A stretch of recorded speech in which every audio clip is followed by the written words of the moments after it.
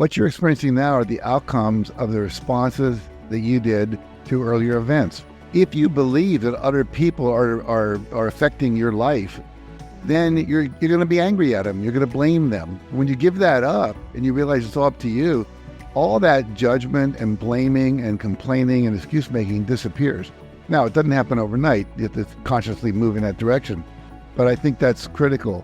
And what happens when people do that, they're more loving. Hi, I'm Deborah Rozman, and a warm welcome to our listeners.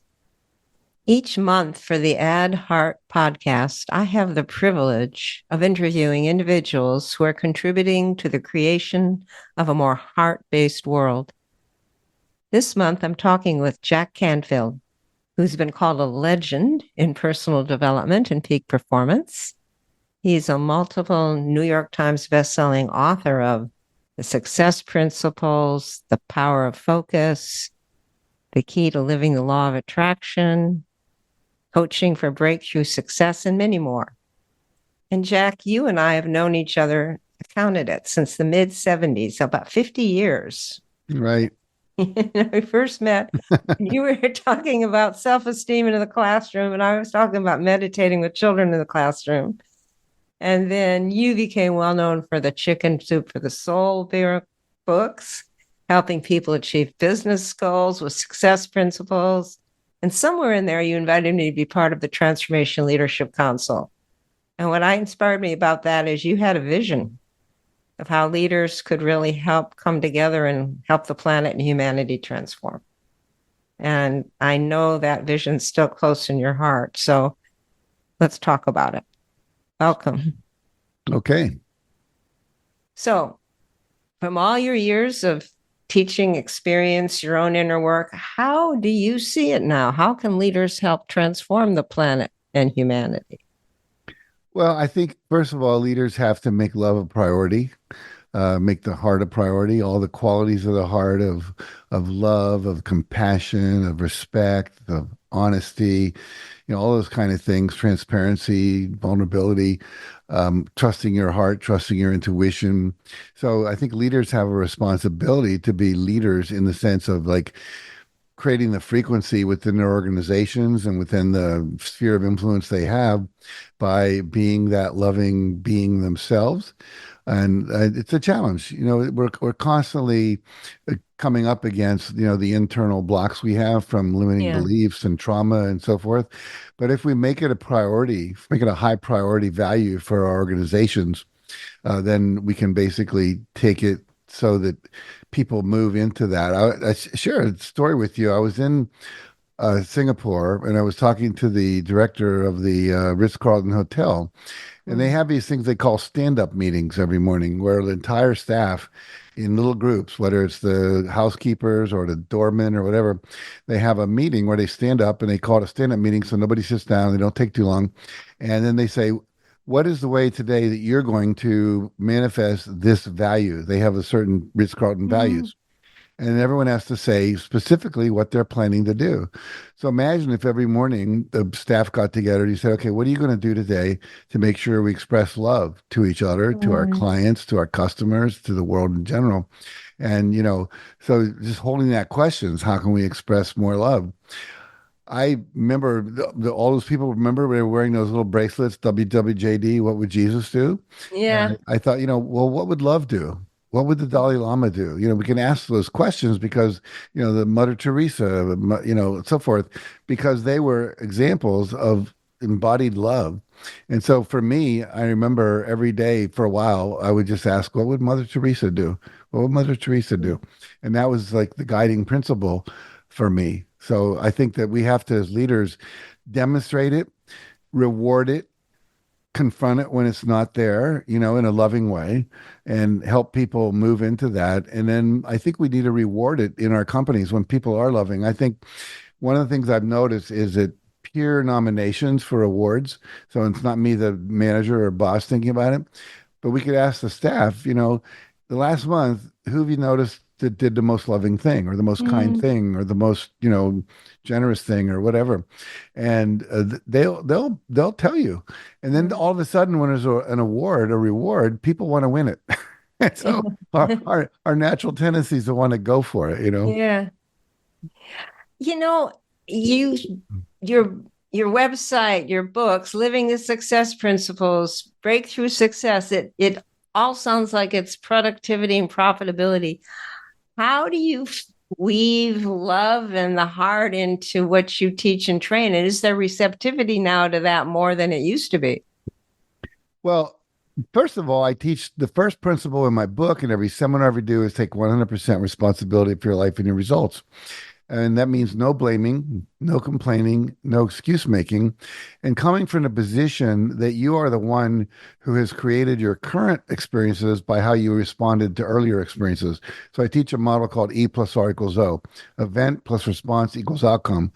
What you're experiencing now are the outcomes of the responses that you did to earlier events. A recession happened. What did you do? Did you freak out? Did you get scared? Did you scream, yell, and start drinking alcohol or whatever? And some people called up everyone else and said, "Hey, what are you guys doing?" And started figuring out ways to pivot and going online and doing Zoom calls and Zoom trainings and so forth. So it's not the externals that create that problem. If you believe that other people are affecting your life, then Mm-hmm. you're going to be angry at them. You're going to blame them. When you give that up and you realize it's all up to you, all that judgment and blaming and complaining and excuse making disappears. Now, it doesn't happen overnight. You have to consciously move in that direction. But I think that's critical. And what happens when people do that, they're more loving. I also teach people, let's say goal setting. I'll bring someone up on stage and I'll have them put their arm out to the side and we'll muscle test it. Just, how strong Mm-hmm. is your arm? I'll say, now think of a goal you have and only how you will benefit if you achieve that goal. Their arm goes down. Same goal. Could be one of Mercedes Benz, win the best salesperson of the year or whatever. But only think about how it will benefit others if you achieve that. Their arm stays strong. So we start to see that when you're coming from service rather than from greed or ego, what happens is that you now are stronger, you're more radiant, people are attracted to you because people are attracted to people that are loving and kind and happy and joyful and so on and so forth. So that's we've woven in all through what I do. One of the things that you're familiar with, I'm sure, is Byron Katie's work, Loving Yeah. What Is, and most people are judgmental and they feel bad. They have negative thoughts and then it systematizes in their body. And so when you learn that the only thing that's creating pain in yourself is the thoughts you're thinking about stuff, not the actual stuff that's happening, but your belief that it shouldn't be or it should be different. So I build all that into the success because when you're coming from that place, you end up more successful because your vibration and frequency is higher Yeah. and you have less, disturbance in the field, if you will. Yeah, no, I love that. Okay, in the years you've been teaching businesses, leaders, have you seen the receptivity for understanding vibration, frequency, what you're talking about Hmm. increase? And what have you Yeah. noticed?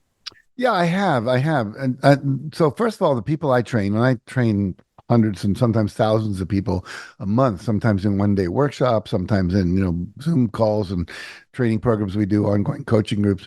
And the reality is many of those people are business leaders and they will go back to their companies and build in meditation time in their companies. Yeah, They'll start doing the quick coherence process, which I teach everybody, yeah, because, when I first learned it from you guys, I started using it to say, okay, think of a problem you have, think of the solution you come up with. Now let's do the quick coherence process, and now ask yourself for solutions, and they're always better. And right. so basically, they're more effective. So when people start to see that what they're doing is more effective, it works better, they're happier, Mhm. then they want to share it with their company, their sales team, whatever it might be. And I'm seeing that happening quite a bit, not just from my people as well. Yeah, it's interesting. We've gone in and out of doing a lot of work as heart math in corporations from Motorola back in the 90s to right now PwC, but they're usually divisions within the company, whereas a leader who really wants to make a difference. It's Hmm. okay to really transform culture at the level this planet needs with what's going on. We need to we need to be able to reach not only just senior leaders, but C-level people Hmm. who can really make an impact on culture. And but the so many that we hear about and I know this isn't true. I'm not exposed to probably as many as you are, but it's like they're struggling to even figure out a 3-year plan, let alone a 5-year plan, because everything's changing so dramatically. Hmm. It's hard to know where the world's going, where your business is going. And at the same time, you have a workforce, a lot of younger people are disengaged. They're there, they're surfing the internet, they're depressed, they're lonely, they're anxious. I mean, you're dealing with a lot of toxicity in the workplace. Well, my belief is they're disengaged because the work they're doing isn't aligned with their highest purpose, their values. They're not feeling acknowledged, loved. There was a wonderful book. You probably know the Five Love Languages book, and Gary Chapman wrote another book called The Five Languages of Appreciation in the Workplace because he Yeah. didn't want to say love. And what happens is, there are five things that ways you can communicate: quality time, nurturing touch, words of affirmation, acts of service, gifts, etc. And often we're trying to engage people not through their love language. We're rewarding people by saying you did a great job, and what they need is a hug, or they need Mm-hmm. like a gift that says, "Hey, here's 2 tickets. Go to the basketball game tonight." So Mm-hmm. we have to take more responsibility for how do we engage the younger generation rather than blaming them for being disengaged. And so a lot of the work we're doing in the world is not interesting to them, is not fulfilling their sense of growth and values and creativity and so forth. So a lot of times we have to shift what we're doing, and we have to start spending more time engaging them. Give you an example. I went to Johnson and Johnson, the pharmaceutical company. They Yeah. wanted to do diversity education, and they brought in all these people and tell everyone what they were doing wrong. And all it did was create more and more separation because they all felt judged. And we know when you judge somebody, they push back and resist. I went in and basically divided them up into small groups and had them share their childhood experiences. We worked on their childhood traumas. We worked on the successes they had when they were before 18. So they're all like neutralized, whether they're a CEO or a new hire. Everyone's had successes before 18. We shared strengths with each other. We told each other what we like and admired about each other, etc. By the end of the day, they were saying things like, I know these people now better than I've known them after working here 20 years. I, Mm-hmm. I I learned that a lot of my prejudgments, prejudices were wrong. And so we have to, and they loved it and they wanted more of it because it was real. It made a Right. difference in their life. And when you do that and you bring in that kind of experience, whether you're teaching meditation or you're bringing in, movement exercises or, Sedona method, whatever it might be, there's all kinds of things you can do. What happens is people respond to that because it's meeting needs that are not getting met anywhere else in the world. Yeah, so there's pockets here and there. And I'm like, when I look at the political situation and I look at what's going on, and so much backwash against DEI right now, just because of the reasons you're talking about, their Hmm. judgment underlying so much of it, and throwing the baby out with the bathwater and going to the other extreme. I sit Right. there and I ponder and I say, what are the most effective things, transformational leaders, you, myself, your company, my company, what can we really do? I mean, obviously, the love and heart compassion has to go viral in the field. There has to Hmm. be a pandemic of love, so to speak, of the planetary energies. But what do you see? I mean, it's one person at a time is pretty slow. What do you see can be done to accelerate this process? Well, it's all about communication, obviously. I mean, I think there need to be some Netflix films on the, Mm. documentaries on the power of love. There are all kind of organizations and companies that are out there, whether it's Zappos shoes or, I can't think of the name of the company right now. I actually went online and looked for some of them. Patagonia, Ben and Yeah, Jerry's, Tom's, yeah. The Body Shop. So if someone like, Morgan Freeman would come on and do like a secret type movie about all these things and show the importance of love and how love wins and so forth and so on, then what happens is people will start to go, oh, wait a second, maybe I need to change my mind.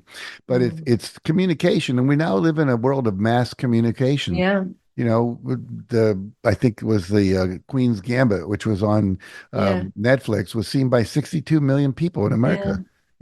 So we have to, and I think also we could have, like, we give out awards like for the Peace Prize and with values companies that are best places to work and so on. What if we had awards for companies where the greatest love was expressed, or the greatest, and not always using the word love, using like ethics and corporate values and integrity and spiritual growth and truth and honesty and gratitude and so forth. So it's like, like the guy who created the X Prize, I forget his name right now, and all of a sudden he said, okay, I'm going to give out all this money to whoever can figure out how to get a rocket up the ground. And then all of a sudden, everyone competed with that. And the people up at well, I'm trying to think of his name. Elon Musk went for it. A Yeah. number of different people, because people like prizes, and people go for that. So I think we have to build in almost a gamification, if you will, Yeah. that Yeah. allows people to experience it. Because I think what I learned from Moshe Feldenkrais, who was a body worker, is if you experience something better, your body wants it again. In other words, if Hmm. I go and I have a better meal than I've ever had, I want it again. If I get a massage and I feel better than I ever had, I want it again. So we have to give people an experience of being loved. You talk about the political divide in America. If you look over the MAGA group, who feels unappreciated, not listened to, Yeah. they're in fear. If you look at Maslow's hierarchy, of safety, most people don't feel safe about their jobs. Now they'll blame it on the immigrants, they'll blame it on, whatever. But the point is, nobody's listening to them. Hillary made the big mistake of calling them the deplorables. And they said, well, screw you. So if we had said, hey, I get it that it's not working for you. Let's talk about how we can make that happen. And I'm on your side as well as over here. I want this compassion for this group as well. I think what happens then is they start to be willing to listen because they're being listened to.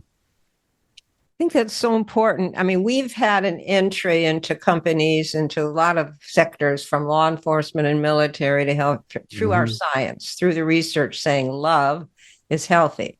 Get your heart, brain, nervous system in sync, and all the qualities of love, like respect, integrity, compassion, gratitude, they're frequencies. And we've been able to map it out and show people how this is going to help you be more effective, Hmm. zone state, peak performance, all that. So then people go, okay, let me practice love and care. You're coming in through a similar message, but a different door. And I think that to really accelerate the shift on the planet, which is happening so fast and discombobulating so many people, while people are waking up, that there's got to be another answer. And that answer is in the heart, because that's the only thing that hasn't been tried. How do we bring real influencers together to help accelerate this process? What's your vision for that? Well, when I started the Transformational Leadership Council, that was one of the qualities of people that we wanted to join. There are certain people out there in the human potential movement we didn't invite because while they were powerful and motivational, they weren't compassionate. They weren't demonstrating love. They weren't aligned spiritually and so forth.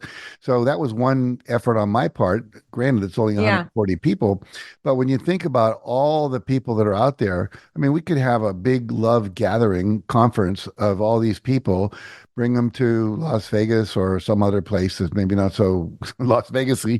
But the Yeah. point being, there's lots of conference centers there, and have people inspire each other and invite them to participate in some bigger game. The problem right now is that everyone's doing their own thing. Right. And I think to get to this level, think about when The Secret came out. When The Secret came out, there were 28 people, something like that, from the Transformational Leadership Council in that movie. And what happened was they all sent out an email on the same day to their mailing list that said, you need to watch the trailer for this movie, get the movie. 12 million people got an email from John Gray, from maybe you, from me, from other people they respected. And if they got five or six, they said, holy mackerel, we better take a look at this. So that grew the law of attraction into a huge international movement. Right. And I Right. think the same thing could happen with the power of love. Yeah, and it has to. And I think it is. I feel it being drawn, just like the project that you and I are talking about, which is too premature to talk about yet, and the public, but a Netflix movie, celebrities, musicians. That's who people look up to. And if they say this is going to make a difference, more and more people will try it. And I feel that is definitely on the horizon, and it's going to be essential for help love go viral on the planet. Yeah, Everybody that I have talked to, leaders, influencers, mentioning that there's a momentum, a movement, of which HeartMath's part of, but helping to ground with practical tools you can do in the day as well as science to help love go viral. And to a person, they sit up and they go, I want to be part of that. How do abs- I contribute? absolutely. So someone like you or some other group of people, or a planetary council or something, needs to get together and say, okay, this we're taking this on, and we're going to do it. And then it's just a matter of putting together the logistics to make it happen. And they're hard. They're not easy to put together big events like that, or even But here's the deal with The Secret. We pulled it off. The Secret was the number one DVD in China for almost a decade. In When I China. Hmm. I went to Iran, who's supposed to be one of our Yeah. enemies, and I spoke in Tehran. I had to go through the Pakistani embassy even to get a visa because we don't have a you know uh, what's that embassy there. Neither do they here. And I went there, and 800 people showed up for my talk, and I said, "Why?" And they said, "Oh, we saw The Secret on television." I thought the Ayatollah allowed that on TV. You know, but the fact was, it played many, many times on national television. They only have a couple television stations, and they control them very tightly. And the reality is, it was just a message that rang so true to people that it got them excited, got them to feel like, well, hope and possibility. And I think the same thing is true with love. Right. I mean, what else is there? It's people say that and give lip service to it, but there's enough people ringing that bell now, and enough people coming to us, possibly to you, to others, saying No, it's time, and people who have organized these kinds of things in the past. So it's not their first rodeo.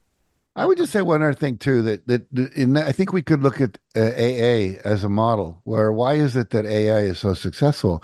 Because in every town, in every city, in every countryside, there's a group, small group of people that get together regularly to work on their sobriety, and we could do the same thing. Like in some of my ongoing coaching programs, like we do online, we will have a whole month devoted to love, a whole month Mhm. devoted to integrity, a whole month devoted I to love it. success. And what happens is there's challenges they do. They get together in small groups. They have to look at one of the things I teach is called the evening review. And I learned this from Roberto Assagioli, who created something called psychosynthesis, very spiritual kind of psychology. And he taught every night when you're working on a quality, he was working on qualities like joy, gratitude, but you pick one a month. Before you go to bed or right before dinner or whatever, you ask yourself the question, where could have I been more loving today, for example? And you wait for an answer. And you start to see things where you were impatient in line at the supermarket, where you gave someone the finger on the freeway. And then what you do is you replay it in your mind the way you would have liked to have done it had you Mm, remembered to be a.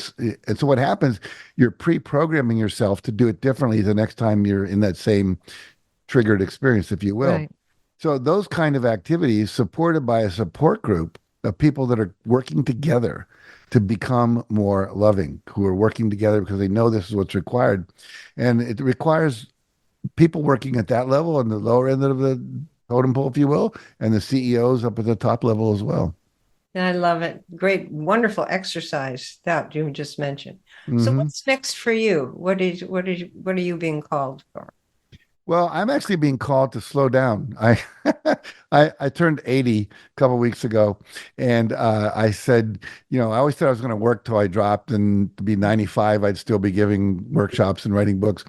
And something happened when I turned 80 where I said, I think I'm going to slow down. I'm going to not have all my staff, which is a huge overhead. I'm going to do fewer seminars, but I'm going to let other people sponsor. I'll show up if you put one together for me or if someone else does. But to run all the logistics that was required to do this, I got tired of it. And Yeah. so I'm going to my next season, if you will, is about spiritual growth for me and whatever I learned that I can teach to people. And I'm very deep into all that right now. But this thing about success, when I wrote the Success Principles book, I wrote it so I'd never have to talk about it again. What I didn't what I didn't realize is when you write a book, everyone wants you to come and Yeah, talk about right, it. right. So literally, I said, "Here's everything I know. That's all you need to know. If you do this, it'll work." So now I'm going to stop that and move to spirituality. Maybe I'll write about that. Who knows? But that's where I want to be. That's what I want to teach. That's what I want to live. Mm, beautiful. Wonderful. Well, let's send some heart energy to all that intention. And let's do a heart meditation together on helping love go viral in whatever way our heart's calling us to do that. So let's focus our attention in the heart. And on the in breath, breathe in love and compassion and get still in the heart.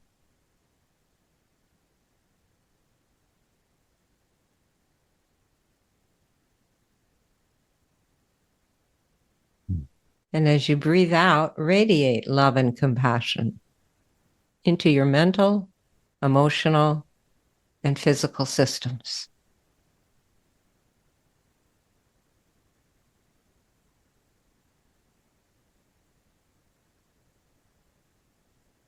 As you do this, see your heart, brain, nervous system, spirit aligning in harmony and coherence.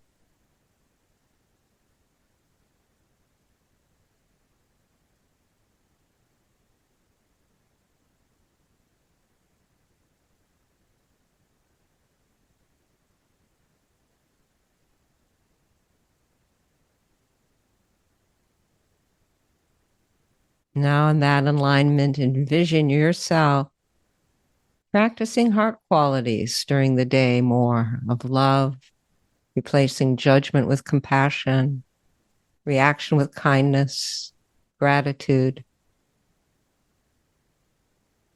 As we activate heart qualities from our genuine heart feeling, it nurtures our system and it releases stress, incoherence, despair, loneliness, bringing lift and spirit that helps us move through challenges and world changes with compassion and care instead of fear.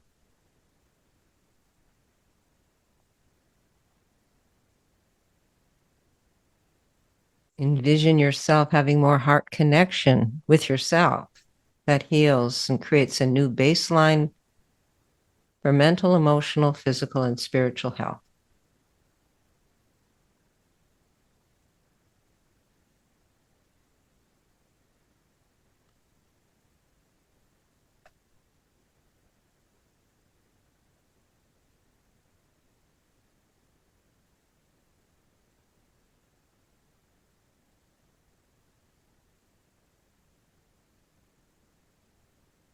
Now let's radiate our collective love and compassion to all people and nations on the planet suffering from wars, trauma, political divisiveness, natural disasters, and other major stressors. Just see the collective love energetic helping to lift the planetary energetic field, making it a little easier for people.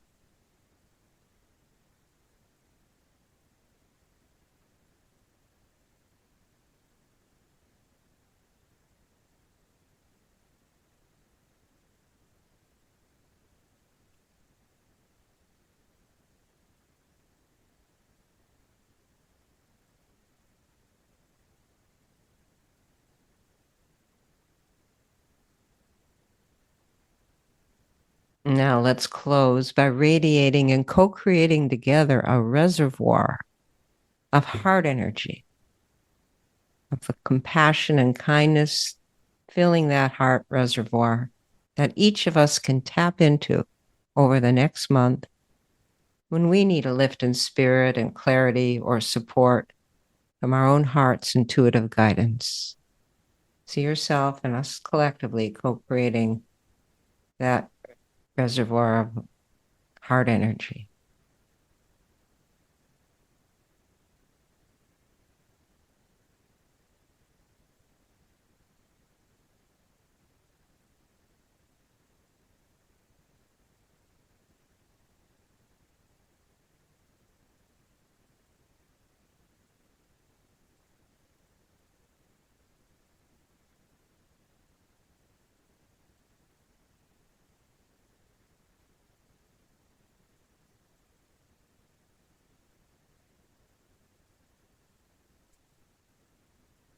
Thank you so much for sharing that with me.